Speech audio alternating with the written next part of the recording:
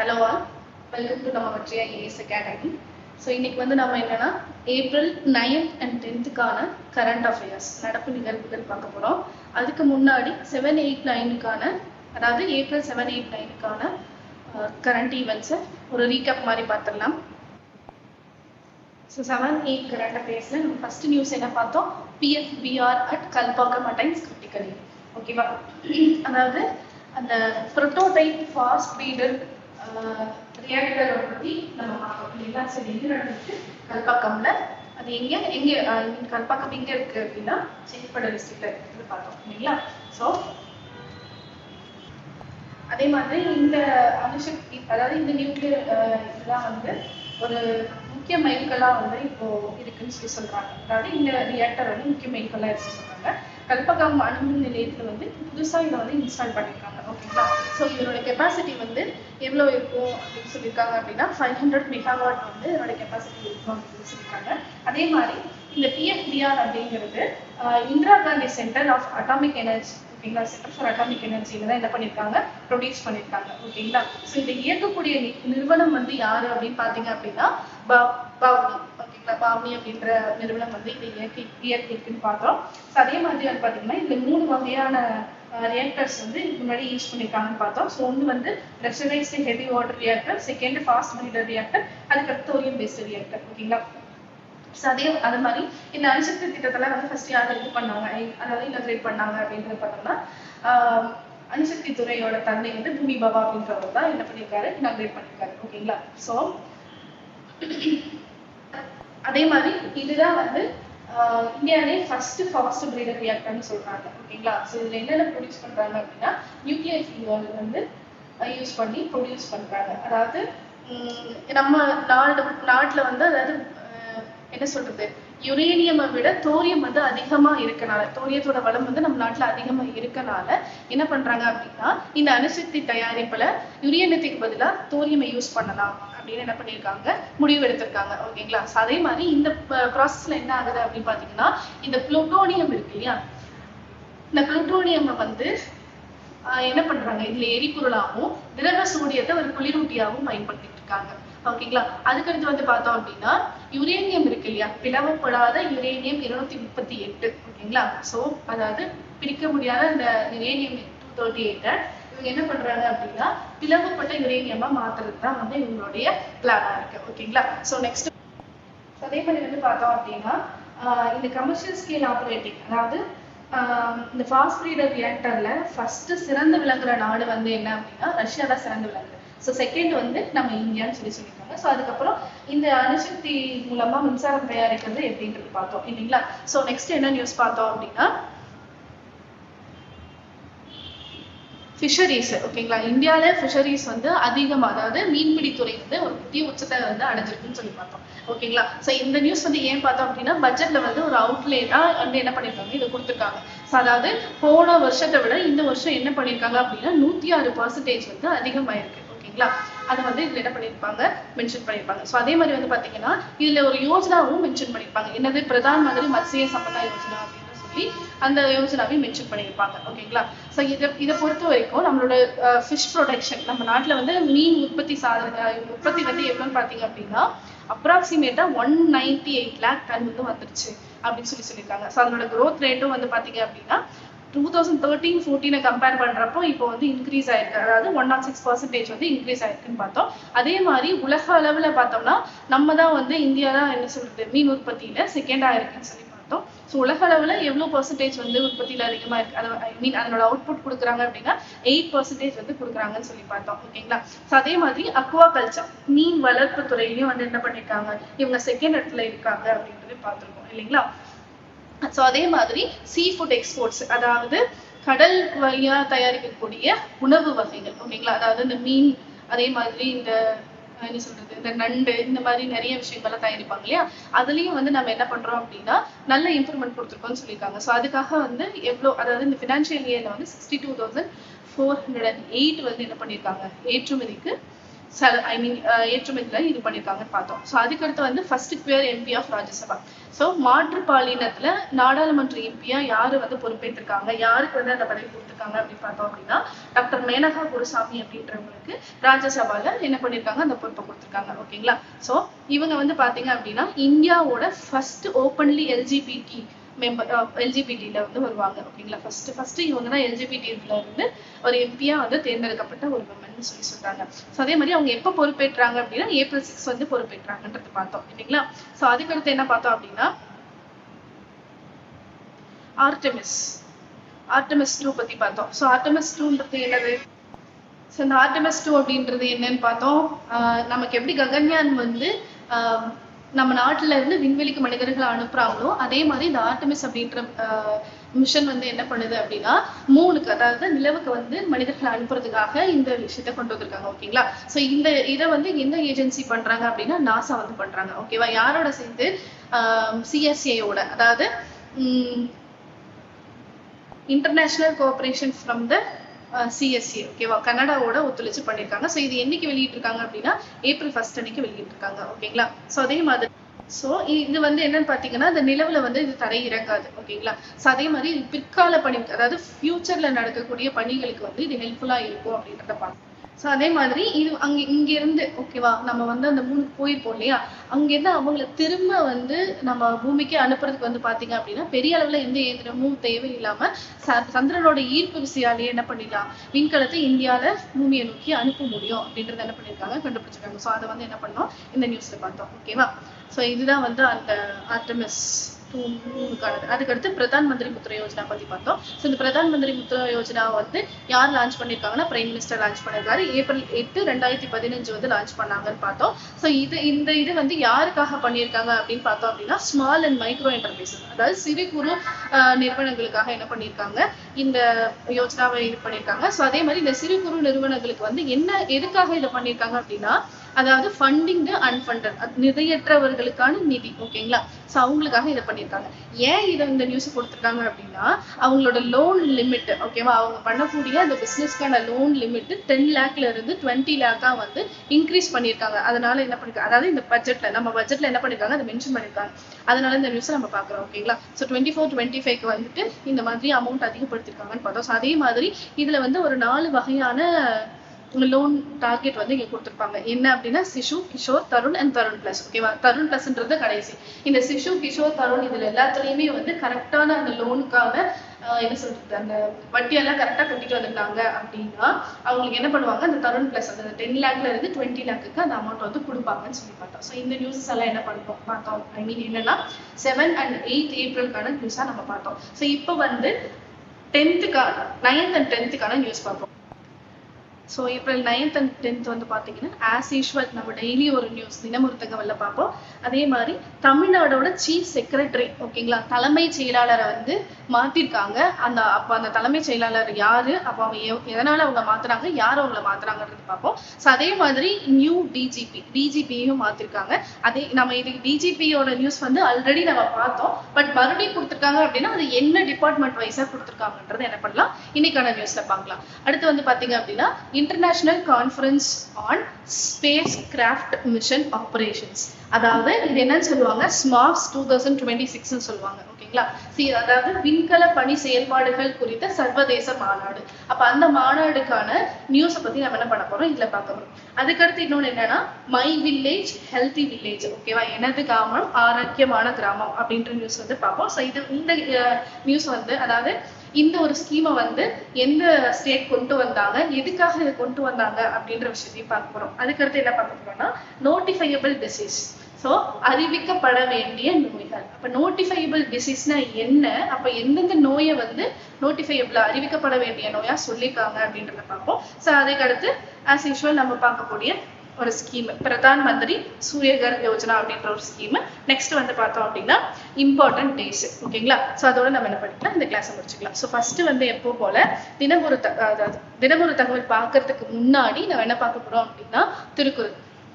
So Thirukkural என்ன அப்படின்னா பொறியின்மை யாருக்கும் பழி அன்று அறிவறிந்து ஆழ்வினை இன்மை பழி.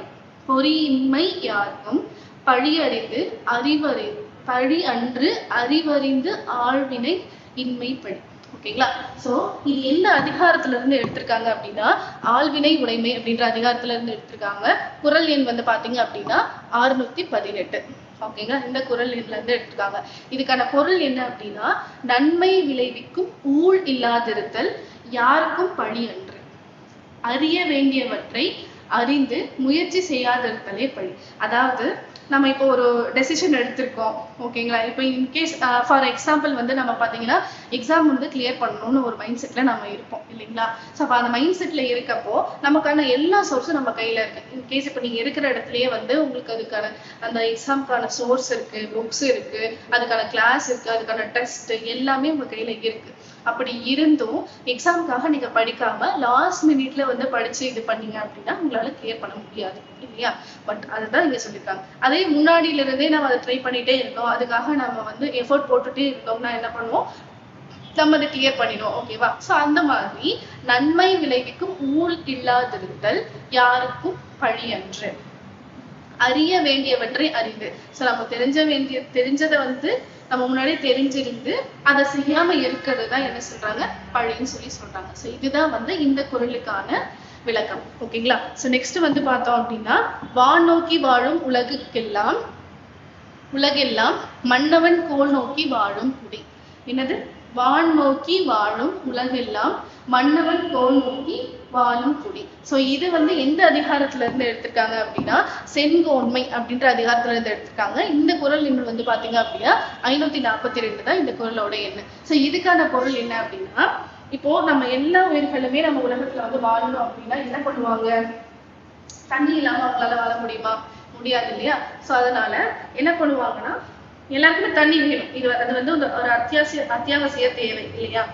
இன்கேஸ் தண்ணி இல்லை, நம்ம கிட்ட வந்து மற்ற செடி கொடி இருக்கு, அதாவது காய்கறிகள் இருக்கு, நமக்கு வந்து மீட் இருக்கு, அதே மாதிரி நமக்கு தேவையான ஆக்சிஜன், நைட்ரஜன் எல்லாமே இருக்கு. ஓகேவா. கார்பன் டை ஆக்சைடு வந்து எல்லாமே நமக்கு இருக்கு. ஆனா தண்ணி மட்டும் இல்லை, நம்மளால உயிர் வாழ முடியுமா, கண்டிப்பா முடியாது. ஏன்னா நம்ம உடல்ல வந்து பாத்தீங்கன்னா ரத்தமே எப்படி இருக்கு, லிக்விடா தானே இருக்கு. சோ அது மாதிரி இப்போ தண்ணி இருந்தாதான் நம்மளால உயிர் வாழ முடியும். அதனால எல்லா உயிருமே, ஓகேங்களா, இந்த விதத்துல இருக்க எல்லா உயிருமே, உயிர் வாழக்கூடிய எல்லா உயிர்களுமே வந்து மழையதான் வந்து ஒரு வாழ்வாதாரமா யூஸ் பண்ணிக்கிட்டே இருக்காங்க. அதே மாதிரி குடிகள் எல்லாம் அரசனுடைய செங்கோலை நோக்கி வாழ்கின்றன. ஓகேவா. அப்ப குடிகள்னா யாரு, மக்கள். நம்ம எல்லாருமே நம்ம அரசனோட செங்கோலை நோக்கி தான் வாழ்ந்துட்டு இருக்கோம் சொல்லி சொல்றாங்க. அந்த காலத்துல அது வந்து சொல்லியிருக்காங்க. ஓகேங்களா. இப்போ வந்து பாத்தீங்க அப்படின்னா அரசனுடைய செங்கோலே வந்து நமக்கு கொஞ்சம் கஷ்டமா தான் போயிட்டு இருக்கு. சோ அது வந்து அரசியல் நம்ம பேசினா நம்ம வந்து குறளுக்கு மட்டும் நம்ம பார்ப்போம். ஓகேங்களா. சோ இதுல வந்து என்ன சொல்லியிருக்காங்க, உலகத்தில் உள்ள உயிர்கள் எல்லாம் மழையை நோக்கி வாழ்கின்றன, அதுபோல் குடிகள் எல்லாம் அரசனுடைய செங்கோலை நோக்கி வாழ்கின்றன. So அது என்னது, all the living beings in the world live towards the rain, so all the citizens live towards the king's scepters. ஓகேவா. சோ இதுதான் வந்து என்ன பண்ணிருக்காங்க, இந்த குறள்ல வந்து எக்ஸ்பிளைன் பண்ணிருக்காங்க. ஓகேங்களா. சோ நெக்ஸ்ட் என்னன்னு பார்த்தோம் அப்படின்னா daily one news. So daily one நியூஸ்ல நம்ம என்ன பார்த்துக்கிட்டு இருக்கோம் அப்படின்னா கிளாசிக்கல் டான்சஸ் பத்தி பார்த்துட்டு இருக்கோம். ஸோ இன்னைக்கான கிளாசிக்கல் டான்ஸ் வந்து என்ன அப்படின்னா நம்மளோட குச்சிப்புடி. ஓகேங்களா. இந்த குச்சிப்புடியும் வந்து என்ன அப்படின்னா 8 கிளாசிக்கல் டான்ஸ்ல ஒன் ஆஃப் த டான்ஸ். ஓகேவா. இது எங்க வந்து கண்டுபிடிச்சிருக்காங்க அப்படின்னா ஆந்திரால தான். இதோட ஒரிஜின் எங்க இருக்கு, பிறப்பிடம் ஆந்திரா. ஓகேங்களா. ஸோ அதாவது கிருஷ்ணா டிஸ்ட்ரிக்ட்ல இருக்கக்கூடிய குச்சிப்புடின்ற வில்லேஜோட நேமை தான் என்ன பண்ணியிருக்காங்க, இந்த டான்ஸ்க்கு வச்சிருக்காங்க. ஓகேங்களா. ஸோ இந்த டான்ஸ் வந்து ஒரு நாட்டிய நாடக பாரம்பரியமா என்ன பண்ணியிருக்காங்க, உருவாக்கியிருக்காங்க. அதாவது ஒரு டிராமா ட்ரெடிஷன்ல நடனமும் இருக்கும், அந்த டிராமாவும் இருக்கும். சரிங்களா. அந்த ட்ரெடிஷன்ல என்ன பண்ணியிருக்காங்க அப்படின்னா இந்த டான்ஸை உருவாக்கியிருக்காங்கன்னு சொல்லியிருக்காங்க. ஸோ அதே மாதிரி வந்து பாத்தீங்க அப்படின்னா இது என்ன ஸ்டைல்ல வந்து இருக்கும், ஓகேவா, இந்த டான்ஸ் வந்து என்ன ஸ்டைல்ல இருக்கும் அப்படின்னு பாத்தீங்க அப்படின்னா யக்ஷகானா பாருங்க. ஓகேங்களா. ஸோ அதாவது யக்ஷகானா அப்படின்ற ஸ்டைல்ல வந்து என்ன இருக்கும், இந்த டான்ஸ் வந்து இருக்கும்னு சொல்றாங்க. ஸோ அதே மாதிரி இது இனிஷியலா யாரு வந்து இந்த டான்ஸ் எல்லாம் வந்து நிகழ்த்திட்டு இருந்தாங்க அப்படின்னு பாத்தீங்க அப்படின்னா அதாவது பிராமணர்கள்னு சொல்லுவாங்க இல்லையா, அந்த பிராமணர்கள் இருக்கக்கூடிய ஆண்கள் தான் என்ன பண்ணிட்டு இருந்தாங்க, இந்த டான்ஸ்ல வந்து பெர்ஃபார்ம் பண்ணிட்டாங்க. அந்த அவங்க பெர்ஃபார்ம் பண்றவங்களுக்கு ஒரு பேர் வந்து அவங்களுக்கு கொடுத்துருந்தாங்க. என்ன அப்படின்னு பாத்தீங்க அப்படின்னா பகவத்லு அப்படின்றது தான் இருந்தது அவங்களுடைய பேர். ஸோ அதுக்கு அடுத்து வந்து பெண்களும் இதுல இணைஞ்சு இந்த குச்சிப்புடி இந்த குச்சிப்புடி நடனம் ஆடுறதுனால இந்த டான்ஸ் வந்து ஃபேமஸ் ஆயிடுச்சு அப்படின்றது என்னது அது ஒரு மித்த மாதிரி சொல்லிட்டு இருக்காங்க. ஓகேங்களா. ஸோ இன்னைக்கான தினம் ஒரு தகவல் வந்து பார்த்தோம் அப்படின்னா என்னது குச்சிப்புடியை பத்தி தான் நம்ம இன்னைக்கு பார்த்துருக்கோம். ஸோ நெக்ஸ்ட் வந்து என்னன்னா வந்து தமிழ்நாடோட சீஃப் செக்ரட்டரி, தலைமை செயலாளர், அவங்க வந்து என்ன பண்ணிருக்காங்க பார்த்திருக்காங்க. ஸோ இப்போ ஏன் வந்து இந்த மாதிரி மாற்றம் நடக்குது அப்படின்னா இந்த எலெக்ஷன் கமிஷன் வந்து என்ன பண்ணிருக்காங்க, இவங்களை நியமிச்சிருக்காங்க. ஏன் அப்படின்னா ஃப்ரீ அண்ட் ஃபேர் எலெக்ஷன் நடக்கும் அப்படிங்கிறதுக்காக. ஸோ ஃப்ரீ அண்ட் ஃபேர் எலெக்ஷனாக நடக்கணுன்றதுக்காக என்ன பண்ணியிருக்காங்க, எலெக்ஷன் கமிஷன் வந்து இந்த நம்மளோட சீஃப் செக்ரட்டரியை ரீப்ளேஸ் பண்ணியிருக்காங்க. ஓகேங்களா. ஸோ அப்போ அவங்க ரீப்ளேஸ் பண்ணவங்களோட பேர் யாரை வந்து எலெக்ஷன் கமிஷனர் சீஃப் செக்ரட்டரியா வந்து மாத்திருக்காங்க அப்படின்னு பாத்தீங்க அப்படின்னா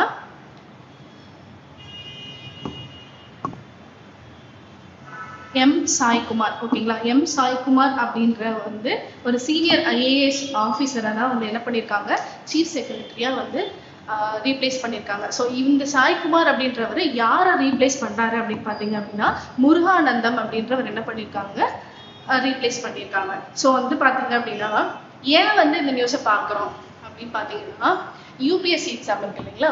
ஸோ இந்த யூபிஎஸ்சி எக்ஸாம்ல 2016ல இந்த சீஃப் செக்ரட்டரி டாபிக்ல ஒரு கொஸ்டின் வந்து வந்துருந்துச்சு. ஓகேங்களா. ஸோ அது என்ன கொஸ்டின் அப்படின்னா சீஃப் செக்ரட்டரி வந்து அதுல வந்து ஒரு ஸ்டேட்மெண்ட் மாதிரி 2 ஸ்டேட்மெண்ட் கொடுத்துருக்காங்க. என்ன ஸ்டேட்மெண்ட் அப்படின்னா ஃபர்ஸ்ட் ஸ்டேட்மெண்ட்ல என்ன கொடுத்துருக்காங்கன்னா chief secretary was appointed by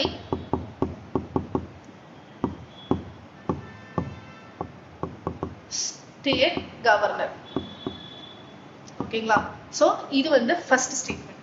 so second statement வந்து என்ன அப்படின்னா இவருக்கு வந்து ஒரு ஃபிக்ஸ்டு டென்யூர் வந்து இருக்கு அப்படின்னு சொல்லியிருக்காங்க. ஓகேங்களா. ஸோ இதுதான் வந்து கொஸ்டின். ஸோ இதுல எந்த ஸ்டேட்மெண்ட் வந்து கரெக்ட், ஓகேங்களா, இதுல எந்த ஸ்டேட்மெண்ட் கரெக்ட்னு சொல்லிட்டு இப்போ A வந்து 1 and 2 கரெக்ட், B வந்து 2 only, ஸோ அதே மாதிரி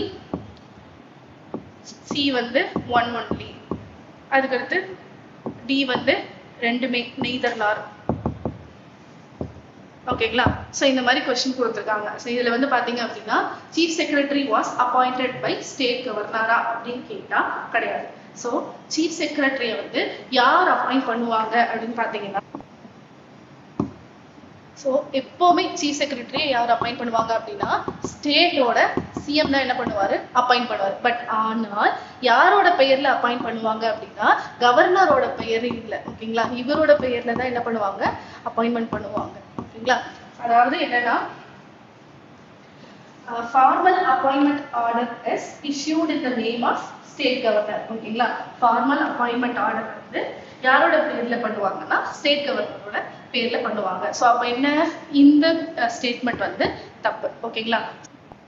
நெக்ஸ்ட் அவங்களுக்கு வந்து ஃபிக்ஸ்டு டென்யூர் வந்து இருக்கா அப்படின்னு கேட்டிருந்தாங்க. இப்போ இதுல வந்து ஃபிக்ஸ்டு டென்யூர் இருக்கான்னு பாத்தீங்கன்னா கிடையாது. ஏன்னா இப்போ இந்த முருகானந்தம் அப்படின்றவர் இதுக்கு முன்னாடி வந்து அதாவது சாய்குமார் அவர்களுக்கு முன்னாடியே வந்து முருகானந்தம்ன்றவர் என்ன பண்ணிருப்பாரு, பதவி ஏற்றிருப்பாரு. இன்கேஸ் இவர் வந்து ஒரு 2 years இருந்திருக்கலாம், இல்ல 5 years இருந்திருக்கலாம், ஸோ இல்ல வந்து இல்ல 1 or 2 months இருந்திருக்கலாம். ஸோ இந்த மாதிரி அவர் எவ்வளவு நாள் வேணாலும் இருந்திருக்கலாம். பட் ஆனால் இப்போ இந்த எலெக்ஷன் கமிஷன் என்ன பண்ணிட்டாங்க, சாய்குமார்ன்றவங்களை என்ன பண்ணிருக்காங்க, அவங்களை வந்து அப்பாயிண்ட் பண்ணிருக்காங்க. முருகானந்தத்தை நீக்கம் பண்ணிட்டு அவங்கள அப்பாயிண்ட் பண்ணிருக்காங்க. ஸோ அப்படின்னு பாத்தீங்கன்னா இவங்களுக்கு அந்த சீஃப் செக்ரட்டரி அவர்களுக்கு வந்து பாத்தீங்கன்னா ஃபிக்ஸ்டு டென்யூர் கிடையாது.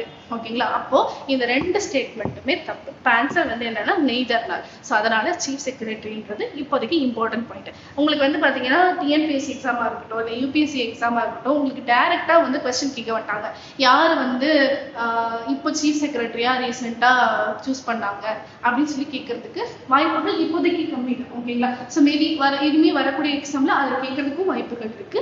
பட் ஆனால் அந்த வாய்ப்புகள் வந்து கொஞ்சம் கம்மின்னு சொல்றாங்க. ஸோ அதனால நீங்க என்ன பண்ணணும் அப்படின்னா இந்த எலெக்ஷன் கமிஷனை பத்தி தெரிஞ்சுக்கணும். ஓகேங்களா. எலெக்ஷன் கமிஷன் ஆஃப் இந்தியா பத்தி தெரிஞ்சுக்கணும். அதே மாதிரி சீஃப் செக்ரட்டரி தெரிஞ்சுக்கணும். ஓகேங்களா? ஸோ அதே மாதிரி இந்த எலெக்ஷன் கமிஷன்ல வந்து பாத்தீங்க அப்படின்னா 4 கமிட்டி இருக்கு. ஓகேங்களா? இங்க வந்து என்ன தெரிஞ்சுக்கணும் அப்படின்னா ஓகேங்களா? ஸோ அப்போ வந்து இந்த முருகானந்தம் அப்படின்றவர் தானே இப்போ மாத்திருக்காங்க. அதே வந்து பாத்தீங்க அப்படின்னா இவங்களுக்கு வந்து ஒரு ஃபிக்ஸ்டு டென்யூர் இல்லைன்றதை நம்ம பார்த்துட்டோம் இல்லையா? ஸோ அதே மாதிரி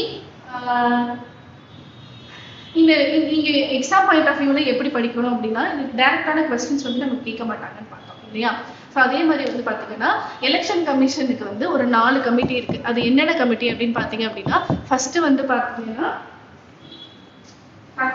தக்குந்தே கமிட்டி,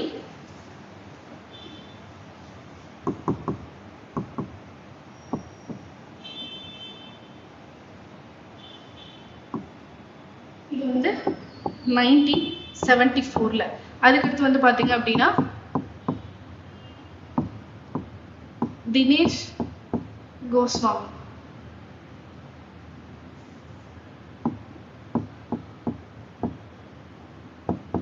இந்த கமிட்டி வந்து எப்படின்னா 1996ல.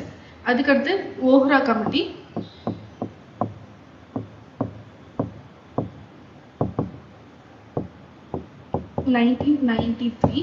அதுக்கடுத்து வந்து இந்திரஜித் குப்தா கமிட்டி,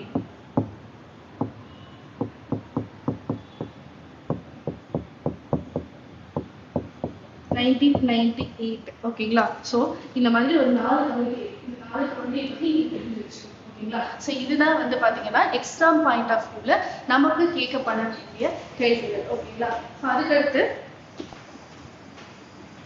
சரிங்களா? சோ இந்த இதை மட்டும் நம்ம படிச்சா போதும். ஓகேங்களா? இது மட்டும் தெரிஞ்சுக்கிட்டா போதும். சோ அடுத்து வந்து பாத்தீங்கன்னா who is appointed as the chief secretary of Tamil Nadu recently. So இதுல வந்து பார்த்தோம் அப்படின்னா யாரை வந்து சீஃப் செக்ரட்டரி அப்பாயிண்ட் பண்ணிருக்காங்க? நம்மளோட சசிகுமார் அப்படின்றவர் தான் அப்பாயிண்ட் பண்ணிருக்காங்க. ஓகேங்களா? சோ இப்போ முருகானந்தம் என்ன பண்ணிருக்காங்க? ரீப்ளேஸ் பண்ணிருக்காங்க. அதே மாதிரி இன்னொருத்தவங்க இதுக்கப்புறம் பார்ப்போம். ஓகேங்களா? சோ அதுக்கடுத்து வந்து பார்த்தோம் அப்படின்னா நெக்ஸ்ட் நியூஸ் வந்து பாத்தீங்கன்னா நியூ டிஜிபி. ஓகேங்களா? ஸோ ஆல்ரெடி வந்து நம்ம என்ன பண்ணிருப்போம், ஒரு டிஜிபியை வந்து நியமனம் பண்ணியிருக்காங்க. புதுசா வந்து ஒரு டிஜிபியை நியமனம் பண்ணாங்கன்னு பார்த்தோம். ஓகேங்களா? ஸோ அந்த டிஜிபி பேர் என்ன? சந்தீப் ராய் ரத்தோர். ஓகேங்களா? ஸோ அப்படிங்கிறவர் என்ன பண்ணியிருக்காங்க அப்படின்னா எலெக்ஷன் கமிஷன் ஆஃப் இந்தியா தான் என்ன பண்ணிருக்காங்க? டிஜிபியை நியமிச்சிருக்காங்க. ஓகேங்களா? ஸோ அப்போ இந்த சந்தீப் ராய் அப்படின்றவர் யாரை ரீப்ளேஸ் பண்ணாருன்னு பார்த்தோம்? வெங்கட்ராமன் வெங்கட் அப்படின்றவங்கள என்ன பண்றாங்க? ரீப்ளேஸ் பண்ணாங்கன்னு பார்த்தோம். ஸோ அதே மாதிரி இப்போ இந்த நியூஸ்ல வந்து பாத்தீங்கன்னா நியூ டிஜிபி இவர் வந்து என்ன இதுக்கு டிஜிபியா நியமிச்சிருக்காங்க அப்படின்னு பாத்தீங்கன்னா ஆயுதப்படை மற்றும் விழிப்புணர்வு மற்றும் ஊழல் தடுப்பு துறை, அதாவது armed police and vigilance and anti corruption அப்படின்ற துறைக்கு என்ன பண்ணிருக்காங்க? ரீப்ளேஸ் பண்ணிருக்காங்க. ஸோ அதே மாதிரி இவங்களையும் வந்து யாரு நியமிச்சிருக்காங்க அப்படின்னா எலெக்ஷன் கமிஷன் தான் வந்து என்ன பண்ணிருக்காங்க?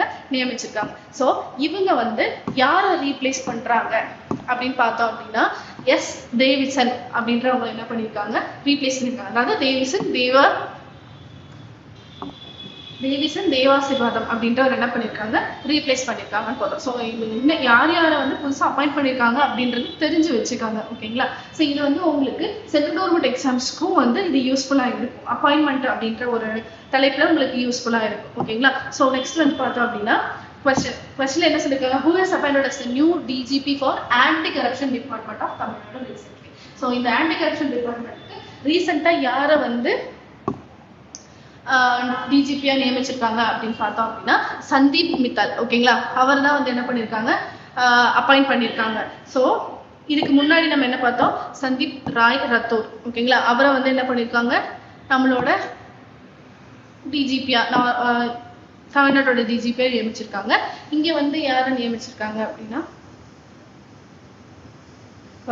இங்க வந்து யாரை நியமிச்சிருக்காங்க அப்படின்னு பார்த்தோம் அப்படின்னா சந்தீப் மித்தால் அப்படின்றவங்கள தான் நியமிச்சிருக்காங்க. ஓகேங்களா? சந்தீப் மித்தால் யாரை ரீப்ளேஸ் பண்றாருன்னா தேவிசன் தேவாசிர்வாதம் அவரை தான் ரீப்ளேஸ் பண்றாங்க. மாத்தி சொல்லிட்டேன். ஸோ சந்தீப் மித்தால் அப்படிங்கிறவங்க தான் என்ன பண்ணிருக்காங்க? நியமிச்சிருக்காங்க. ஓகேங்களா? ஸோ நெக்ஸ்ட் நியூஸ் வந்து ஸோ இது வந்து international conference on space craft mission operation. அதாவது இது என்னன்னு சொல்லுவாங்க அப்படின்னா ஸ்மாப்ஸ் அப்படின்னு சொல்லுவாங்க. ஓகேங்களா? ஸ்மாப்ஸ் அப்படின்னா என்ன அர்த்தம் அப்படின்னா ஸ்பேஸ் கிராஃப்ட் மிஷன் ஆபரேஷன். ஓகேங்களா. அதாவது விண்வெளி பணி செயல்பாடுகள் குறித்த சர்வதேச மாநாடு. ஓகேங்களா. இந்த மாநாடு வந்து எப்போ எங்க நடந்துச்சு அப்படின்னா பெங்களூர்ல ஏப்ரல் 8ல இருந்து 10 இந்த டைம்ல என்ன இருக்கு நடந்துட்டு இருக்கு அப்படின்னு சொல்லி பார்ப்போம். அதாவது நேற்று வரைக்கும் என்னாச்சு இந்த இது நடந்துட்டு இருந்துச்சுன்னு பார்த்தோம். ஸோ அதே மாதிரி இந்த மாநாடு வந்து ஒரு செகண்ட் எடிஷன் ஆஃப் மாநாடு அப்படின்னு வந்து சொல்றாங்க. ஓகேங்களா. ஸோ இது வந்து யார் யாருக்கெல்லாம் வந்து உரித்தான ஒரு மாநாடு அப்படின்னு பார்த்தீங்கன்னா space agencies, industry leaders, academia to discuss the evolving landscape of space mission management. ஓகேங்களா. ஸ்பேஸ் மிஷன் மேனேஜ்மெண்ட் இது எல்லாத்துக்குமே வந்து என்ன பண்றாங்க, இது ஒரு கான்ஃபரன்ஸ் வந்து பண்றாங்க. ஓகேங்களா. இது எல்லாத்துக்கும் ஏற்ற மாதிரி ஒரு கான்ஃபரன்ஸ் வச்சிருக்காங்க. ஓகேங்களா. ஸோ இதை வந்து யாரை இனாகிரேட் பண்ணியிருப்பாங்க அப்படின்னு பார்த்தீங்கன்னா நம்மளோட இஸ்ரோவோட ஃபார்மர் சேர்மன். ஓகேங்களா. முன்னாள் சேர்மன் ஸ்ரீ ஏஎஸ் கிரண்குமார் அப்படின்றவர் என்ன பண்ணியிருக்காங்க, இதை வந்து இனாகிரேட் பண்ணியிருக்காங்க. ஸோ இந்த இதோட தீம் ஓகேங்களா, இந்த ஸ்மார்ட்ஸோட தீம் என்ன அப்படின்னா innovative operations for smart and sustainable space mission management for next generation. So next ஜென்ரேஷனுக்கான ஒரு smart and sustainable space mission management அப்படின்றது என்னது இதனுடைய தீம். ஓகேங்களா. ஸோ இதை ஆர்கனைஸ் பண்ணவங்க யாருன்னு அப்படின்னா ISRO and ASI and IAEA. ஓகேங்களா. அதாவது Indian space research organisation, astronautical society of India, international academy of astronomics. ஓகேங்களா. ஸோ இவங்க 3 பேரும் சேர்ந்து என்ன பண்ணியிருக்காங்க, இந்த ஸ்மாப் அப்படின்ற ஒரு கான்ஃபரன்ஸ் வந்து அதாவது இந்த மிஷனுக்கான ஒரு இன்டர்நேஷனல் கான்ஃபரன்ஸை ரெடி பண்ணியிருக்காங்க. ஓகேங்களா. ஸோ இதுல வந்து கோர் டாபிக்ஸ் இதுல என்னென்ன வந்து கோர் டாபிக் அப்படின்னு பார்த்தோம் அப்படின்னா human space flight robotics, AI and automation, space domain awareness, lunar and interplanetary exploration, cyber security. ஓகேங்களா. ஸோ இந்த 5 தான் வந்து இந்த டாபிக்ஸ், அதாவது இந்த மிஷனோட ஒரு கோர் டாபிக்னு சொல்றாங்க. ஓகேங்களா. ஸோ இதுல வந்து பாத்தீங்க அப்படின்னா human space flight and robotics, அதாவது நம்ம ககன்யான் மாதிரி. ஓகேவா. ககன்யான் மாதிரி விண்வெளிக்கெல்லாம் வந்து மனிதர்களை அனுப்புறாங்க இல்லையா. ஸோ அதுக்கான ஒரு நடவடிக்கையா தான் இது இருக்குன்னு சொல்றாங்க. அதாவது உலகளாவிய விண்வெளி நடவடிக்கைகளுக்கான ஒரு எதிர்கால தொழில்நுட்ப தேவையோட ஒரு மைல்கல் மாதிரி. ஓகேங்களா. ஸோ ஒரு வழிகாட்டி வரைபடமா வந்து இது செயல்படும் அப்படின்னு சொல்லியிருக்காங்க. ஸோ அதை வந்து யாரு இனாகிரேட் பண்ணியிருக்காங்க அப்படின்னா இஸ்ரோ தான் வந்து என்ன பண்ணியிருக்காங்க, இனாகிரேட் பண்ணியிருக்காங்க. ஸோ இந்த ஸ்பேஸ் ஃபிளைட் அண்ட் ரொபோட்டிக்ஸ்ல பாத்தீங்கன்னா ககன்யான், அதே மாதிரி நம்ம இப்போ ஆர்டமிஸ் எல்லாம் பார்த்தோம் இல்லையா.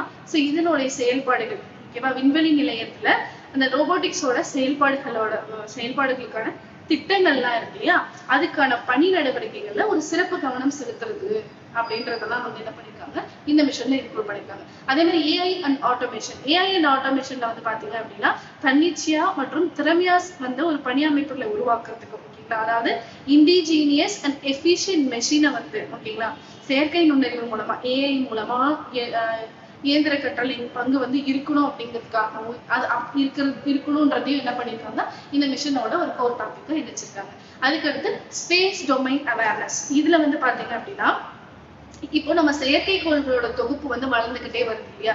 சோ நம்ம வந்து இப்போ இஸ்ரோ வந்து நிறைய செயற்கைக்கோள்கள் எல்லாம் உருவாக்கிட்டு இருக்காங்க இல்லையா. இஸ்ரோவாகட்டும் நாசாவாகட்டும் நிறைய செயற்கைக்கோள்கள் உருவாக்கிட்டு இருக்காங்க இல்லையா.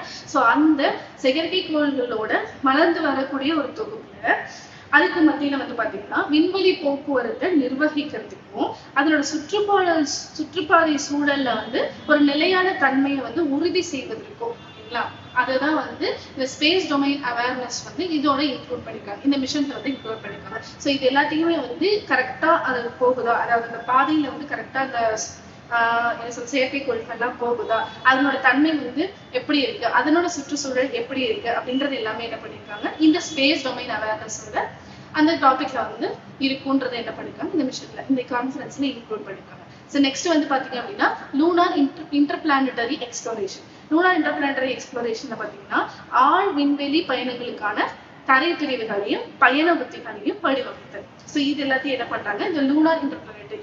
லூனார்னா என்னது, நம்ம மூன் இல்லையா. சோ அந்த இதுக்கான ஓகேவா அது ரொம்ப ஆழ்ந்து ரொம்ப இன்டெப்தா வந்து அது வந்து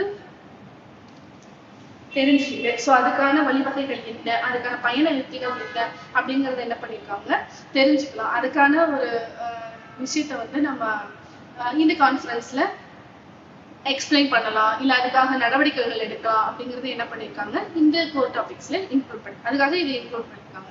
அதுக்கடுத்து வந்து பாத்தீங்க அப்படின்னா சைபர் செக்யூரிட்டி.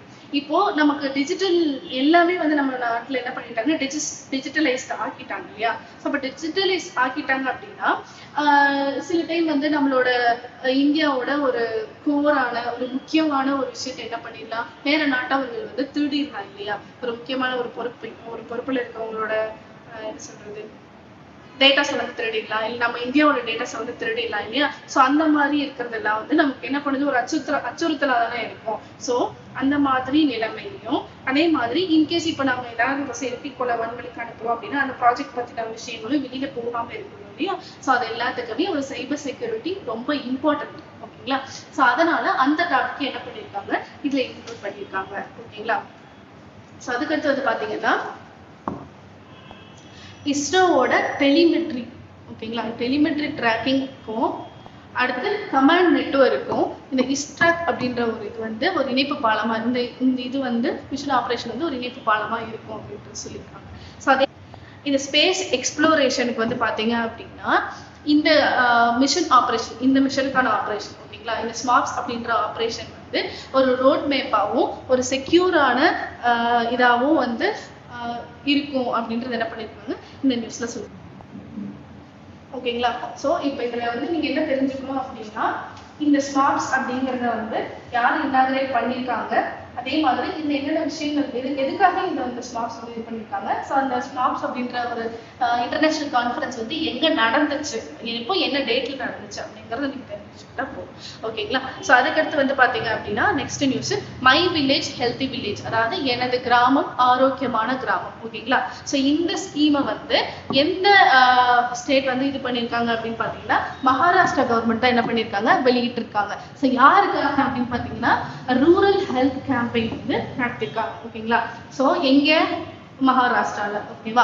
ஸோ இதனுடைய இது என்ன எய்ம் வந்து என்ன அப்படின்னா improve all over health standards in villages through preventive and community paste approach. அதாவது ஒரு நோய் வர்றதுக்கு முன்னாடியே, அதாவது பரவுறதுக்கு முன்னாடியே, இப்போ வந்து என்ன சொல்றது, இப்போ கொரோனா வைரஸ் வந்து வச்சுக்கோங்களேன். ஃபார் எக்ஸாம்பிள் கொரோனா வந்திருக்கு அப்படின்னா அந்த கொரோனா எல்லாத்தையுமே பாதிக்கிறதுக்கு முன்னாடியே அதை ப்ரிவென்டிவா என்ன பண்ணிருக்கு, அது பாதிக்கப்பட்டவர்களை கண்டுபிடிச்சு அதுக்கான இது கொடுக்குறது, லைக் வந்து அதுக்கான மருத்துவ முறைகள் அது எல்லாத்தையும் வந்து கொடுக்கறது, ஹெல்த் கேர் எல்லாம் வந்து கொடுக்கறது தான் வந்து என்னன்னு சொல்றாங்க ப்ரிவென்டிவா முன்னாடியே வந்து தெரிஞ்சுக்கிட்டு அப்ரோச் பண்றது. ஓகேங்களா. ஸோ இதெல்லாமே வந்து இவங்க வில்லேஜ்ல கொடுக்கறதா சொல்லியிருக்கு. ஸோ இந்த ஸ்கீம் வந்து எதோட லிங்க் ஆயிருக்கு அப்படின்னு பாத்தீங்க அப்படின்னா சஸ்டைனபிள் டெவலப்மெண்ட் கோலோட இதா இருக்கு, லிங்க் ஆயிருக்குன்னு சொல்றாங்க. அதுக்கடுத்து இதுல வந்து என்னென்ன விஷயத்த வந்து கொடுக்குறாங்க அப்படின்னு பாத்தீங்கன்னா சானிடேஷன் அண்ட் வேஸ்ட் மேனேஜ்மெண்ட், அதுக்கடுத்து clean drinking water supply. Clean drinking water சப்ளைன்றது ரொம்ப இம்பார்ட்டன்ட் இல்லையா.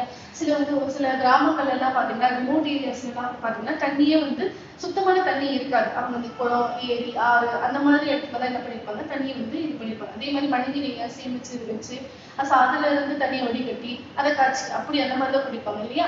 ஸோ அதுக்கு எல்லாத்துக்குமே அந்த மாதிரி எல்லாம் இல்லாம கிளீன் வாட்டர் வந்து கொடுக்கணும் அப்படிங்கிறது என்ன பண்ணிருக்காங்க இதனோட மோட்டிவ் சொல்றாங்க. அதே மாதிரி நியூட்ரிஷன் வந்து இம்ப்ரூவ்மெண்ட் ஆகலாம். இப்பெல்லாம் வந்து பாத்தீங்க அப்படின்னா ரிமோட் ஏரியாஸ் எல்லாம் வந்து பாத்தீங்கன்னா அந்த அளவுக்கு நியூட்ரிஷன் வந்து இருக்குமான்னு கேட்டா கஷ்டம் தான். அந்த மாதிரி நியூட்ரிஷன் இருக்கிறது கொஞ்சம் கம்மி தான். ஸோ அந்த மாதிரி என்ன பண்றாங்க, நியூட்ரிஷன் லெவலை வந்து இம்ப்ரூவ் பண்ணணும். அதே மாதிரி வந்து பாத்தீங்கன்னா maternal and child health care. ஓகேங்களா.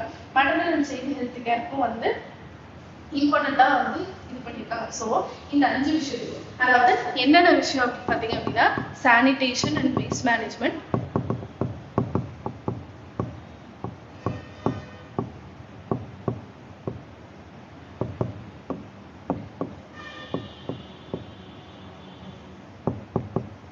clean drinking water supply,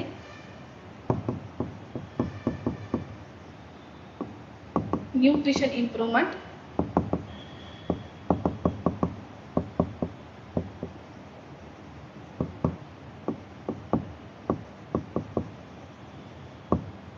maternal and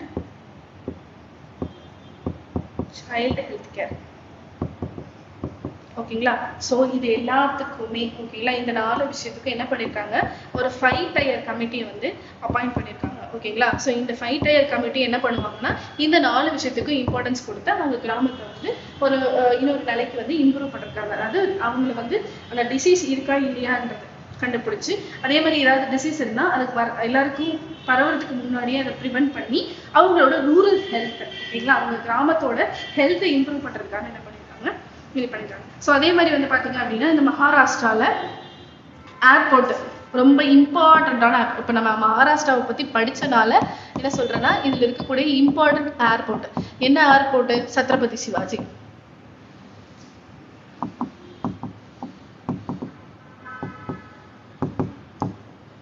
ஓகேங்களா.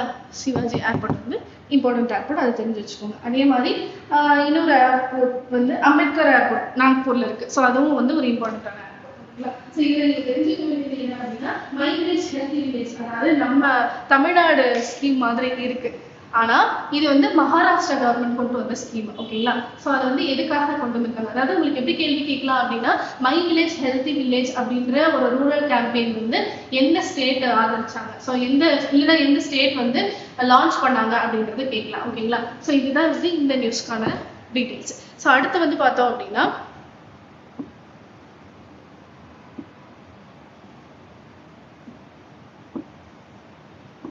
ஸோ கொஸ்டின் வந்து என்ன அப்படின்னா which state launched my village health village initiative? So as usual என்னது மகாராஷ்டிரா. ஸோ அடுத்த கொஸ்டின், அடுத்த நியூஸ் என்ன அப்படின்னா நோட்டிஃபையபிள் டிசீஸ், அதாவது அறிவிக்கப்பட வேண்டிய நோய்கள்.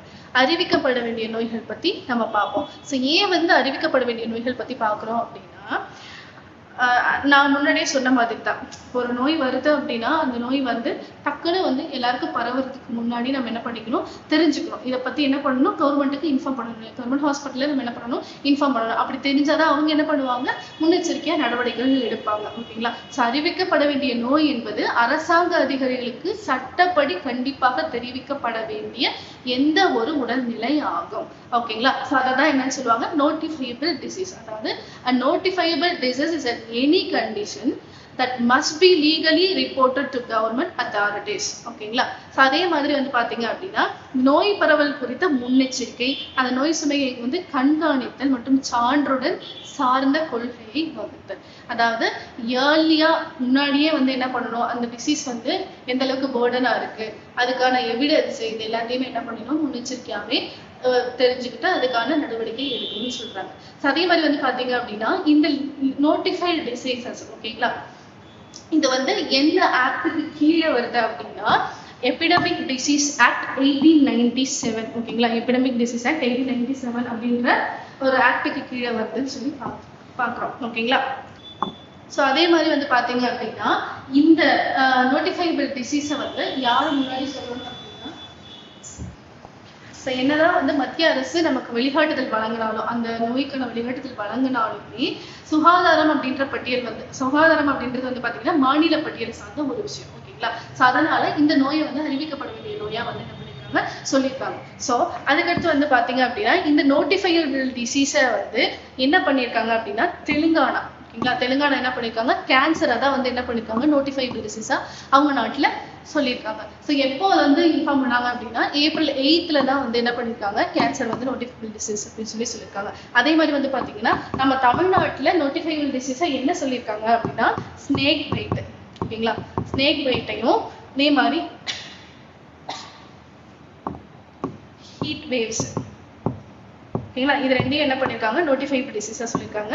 அதே மாதிரி மகாராஷ்டிரால வந்து எது நோட்டிஃபைபிள் டிசீஸா சொல்லியிருக்காங்கன்னா லெப்ரசி, ஓகேங்களா, தொழுநோயை தான் வந்து என்ன பண்ணிருக்காங்க நோட்டிஃபைபிள் டிசீஸா சொல்லியிருக்காங்க. ஸோ இதை நீங்க தெரிஞ்சுக்கிட்டா போதும், என்ன ஆக்டுக்கு கீழே கொண்டு வராங்க, தெலுங்கானா வந்து என்ன டேட்ல வந்து நோட்டிஃபைபிள் டிசீஸா சொல்லியிருக்காங்க, ஸோ எந்த டிசீஸை வந்து நோட்டிஃபைபிள் டிசீஸா சொல்லியிருக்காங்கன்றது தெரிஞ்சுக்கிட்டா போதும். ஸோ நெக்ஸ்ட் வந்து பாத்தீங்க அப்படின்னா நமக்கு எப்பவும் பார்க்கக்கூடிய இந்த பிரதான் மந்திரி சூரியகர் யோஜனா, அதாவது ஸ்கீம். ஸோ இது வந்து பாத்தீங்கன்னா முஃப்ட் பிஜ்லி யோஜனான்னு சொல்லுவாங்க. இந்த யோஜனா வந்து எதுக்கு அப்படின்னு பாத்தீங்கன்னா ரூஃப் டாப்ல சோலாரை இன்ஸ்டால் பண்றதுக்காக. ஓகேங்களா. ஸோ ரூஃப் டாப்ல சோலாரை இன்ஸ்டால் பண்ணோம் அப்படின்னா நமக்கு என்ன கிடைக்கும், சூரிய மின் சக்தி கிடைக்குமா. ஸோ அந்த சக்தி கிடைச்சிச்சுன்னா நமக்கு எலக்ட்ரிசிட்டி கிடைச்சிடுமா. ஸோ அதான் இங்க சொல்லியிருக்காங்க. அப்போ ஃபர்ஸ்ட் எல்லாம் வந்து பாத்தீங்க அப்படின்னா ஒரு 2-3 வருஷத்துக்கு முன்னாடி எல்லாம் வந்து பாத்தீங்க அப்படின்னா எலக்ட்ரிசிட்டியை வந்து நம்ம கடன் வாங்கி யூஸ் பண்ற மாதிரி இருந்துச்சு இல்லைங்களா. ஸோ அதனால 1 or 2 hours கரண்ட் போகும், இல்ல half a day கரண்ட் போகும். ஸோ அந்த மாதிரி வந்து எலக்ட்ரிசிட்டி ஸ்கேசிட்டி எல்லாம் வந்து நம்ம நினைச்சு நம்ம நாட்டுல இருந்துச்சு.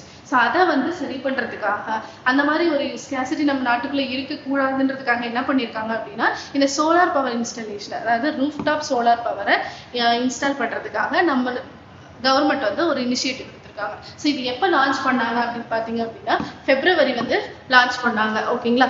ஸோ அதுக்கடுத்து வந்து பார்த்தீங்க அப்படின்னா இதோட டார்கெட் என்ன அப்படின்னா 2027 மார்ச்க்குள்ள நம்ம இந்தியாவில் 1 crore ஹவுஸ் ஹோல்ட்ஸ் வந்து இந்த ரூஃப் டாப்பை இன்ஸ்டால் பண்ணியிருக்கணும் அப்படிங்கிறது தான் என்ன இதனுடைய மெயின் டார்கெட்டாக இருந்துச்சு. அதே மாதிரி பார்த்தீங்க அப்படின்னா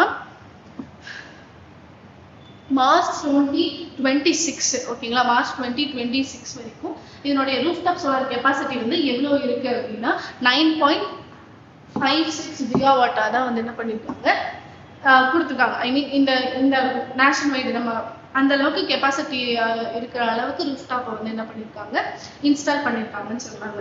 ஸோ அடுத்து இதனோட பெனிஃபிட்ஸ் என்ன அப்படின்னா நெட் மீட்டரிங் மூலமா பங்கேற்கக்கூடிய ஒவ்வொரு வீட்டுக்கும் மாதந்தோறும் 300 யூனிட் வரை இலவச மின்சாரம் வழங்கப்படும்.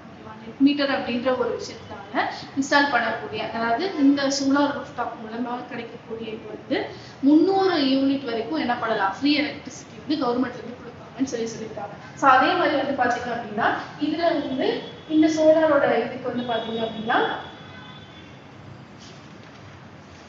அப்ராக்சிமேட்டா எப்படின்னா 100 ஃபீட்டுக்கு 1 கிலோவாட் அப்படின்ற அளவுக்கு என்ன பண்ணுவாங்கன்னா சூரிய மின்சக்தி நம்ம எடுக்கலாம் அப்படின்னு சொல்லியிருக்காங்க. அதே மாதிரி இதுக்காக சில எலிஜிபிலிட்டி எல்லாம் இருக்கு. என்னன்னா இவங்க இந்தியன் ரெசிடென்ட்டா இருக்கணும், அதாவது இந்தியாவில வந்து இந்தியனா இருக்கணும், அவங்களோட ரெசிடென்ட் வந்து இந்தியாவில இருக்கணும், அவங்க வந்து ஓனர் ஆஃப் த ஹவுஸா இருக்கணும், அதுக்கப்புறம் வேலிட் எலக்ட்ரிசிட்டி கனெக்ஷன் வந்து இருக்கணும்னு சொல்லியிருக்காங்க.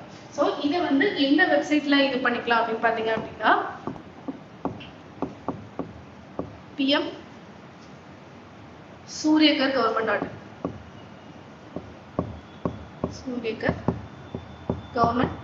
அப்படின்ற ஒரு வெப்சைட்ல போயிட்டு அவங்க ரெஜிஸ்டர் பண்ணிக்கலாம்னு சொல்றாங்க. ஓகேங்களா. அதுக்கடுத்து வந்து பாத்தீங்கன்னா இம்பார்ட்டன்ட் டே, இன்னைக்கான இம்பார்ட்டன்ட் டே வந்து பாத்தீங்கன்னா வேர்ல்டு ஹோமியோபதி டே. ஸோ வேர்ல்டு ஹோமியோபதி டே வந்து யாரோட பிறந்தநாள் அன்னைக்கு சொல்றாங்க அப்படின்னா சாமுவல் ஹானிமன் அப்படின்றவரோட பிறந்தநாள் தான் என்ன பண்ணியிருக்காங்க அப்படின்னா வேர்ல்டு ஹோமியோபதி டேவா இது பண்ணியிருக்காங்க.